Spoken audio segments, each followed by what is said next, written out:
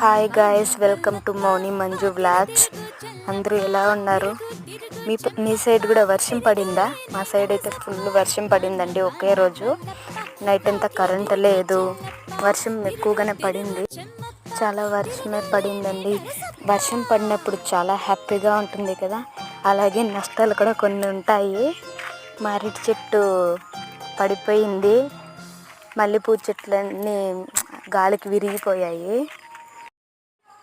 Video నచ్చినట్లయితే like చేయండి, share చేయండి, ప్లీజ్ సబ్స్క్రైబ్ చేసుకోండి.